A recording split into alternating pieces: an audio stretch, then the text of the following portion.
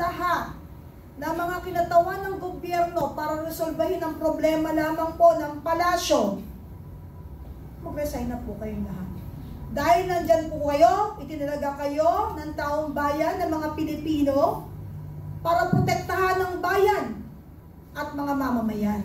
Kaya nakakalungkot na nalaman natin dito mismo sa kanyang statement na bakit ito'y susugal ang aking buhay kasama ng aking pamilya para lang proteksyonan ang palasyo. Hindi po ba mas dapat, ako nga po sumasaludo sa statement niya ngayon.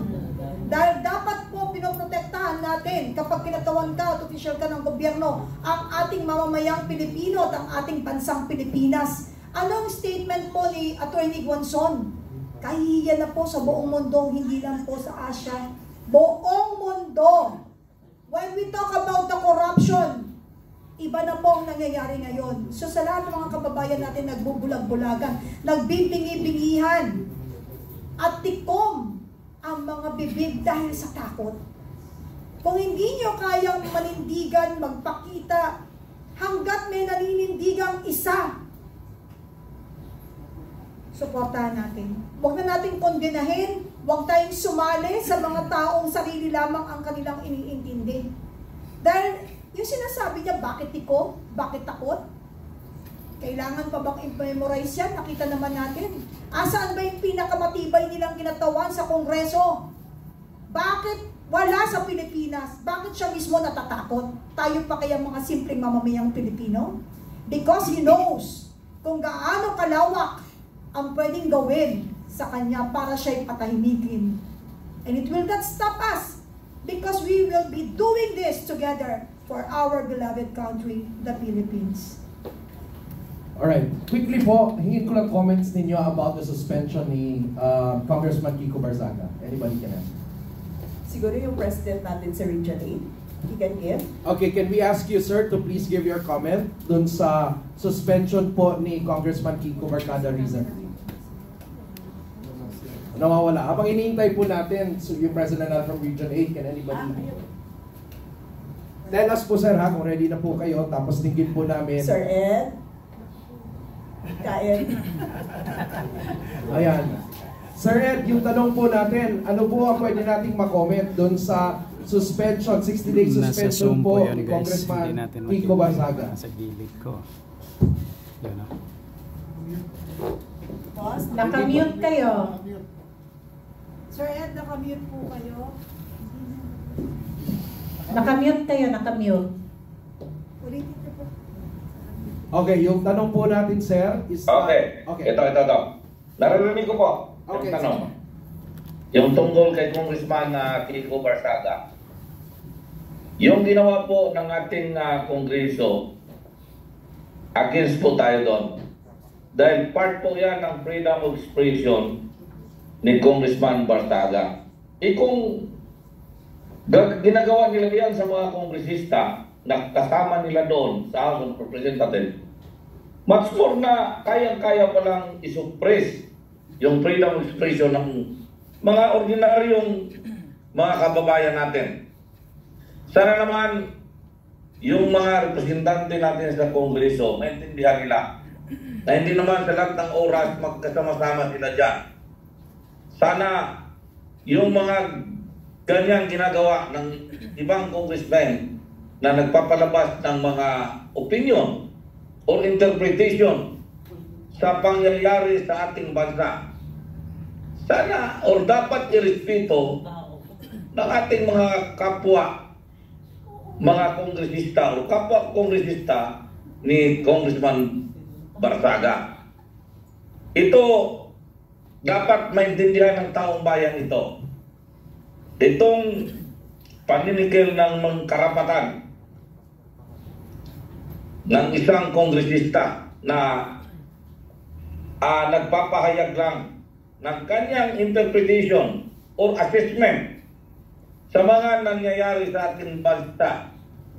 Dapat inilay-nilay ito ng ating mga kapwa Pilipino kung tama ba yung nangyayari at ginawa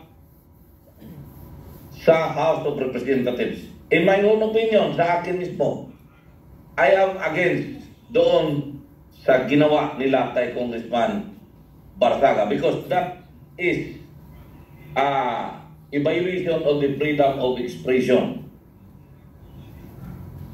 Thank you po. Alright. Sige po, maraming salamat po. Wala po ngayon si Congressman Barsaga kasi may trip siya na kailangan niyang puntahan kagad very urgently. But perhaps next week we could request him, right? No for that, because next week we may be talking about the Gen Z versus corruption, the next political revolution. Meron pa pwedeng mag-comment sa inyo before we go to the wrap-up round? Ako naman, yung tinanggalan nila ng boses yung constituents ni Congressman Barsaga, no? Tinanggalan nila ng boses sa Kongreso. At hindi tila patas yon. Wala silang karapatan na tanggalin yung yung boses na kinakatawan ni Congressman Barsaga. Lalong-lalo na dito sa mga deliberasyon. Importanteng deliberasyon, pati sa budget, di ba? Kasama yan dyan. Wala silang boses ngayon. Sa susugang ko rin. Sabi nga po ng ating pong yung pinagmamalaking si Kamalu Tikia, sabi niya hanggat may 6 tayong panimula. May 6 na tayong panimula sa pagbabago sa House of the Representatives. Oh. Apat from Davao. Okay. Pero itong 6 na to, bibigyan nating diin, si Kong Barsaga, Kong Leviste, Kong Marcoleta, Kong Nazal, Kong San Fernando, at Kong Suntay. Tapos yung 4 ay si taga Davao. Can you name me? Mga Duterte, Paulo Duterte, tapos yung si Ungab, tapos yung 3 Duterte. Alam niyo, sabi nga po ni Kamalu, talagang pinagsisigawan niya to. In fact, hanggat merong sa House, with the House bent, meron tayong 10 na stood tall. Hindi natakot, hindi natibag, talagang nanindigan. Maliwanag pa rin ang ating future. So, walang mawawala ng pag-asa, lalo't hanggang nandyan ang mga vloggers talaga na sumusuporta at mga media. Kasi, we are suppressed to express lahat ng mga nasa puso natin at nakikita natin.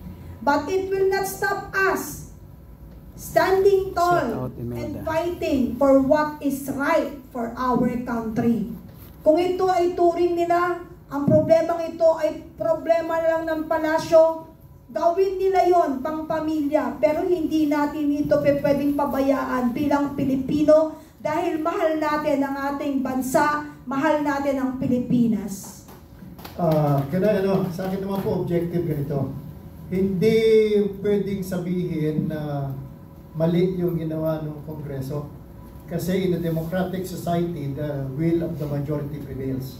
Nasa rules po nila yon na pwedeng mag-suspend ang 2/3 ng Congress. Pero meron pong prinsipyo yan. Meron din pong pangyayari na yung taong kalaban mo nagsiself-destruct. Kung maalala niyo po si Mahatma, si Mohandas Gandhi. Noong araw, nung buhay si Mahatma, pagka ayaw siyang pakinggan, ang ginagawa niya, nagka-hunger strike siya. Diba? Dito, hindi na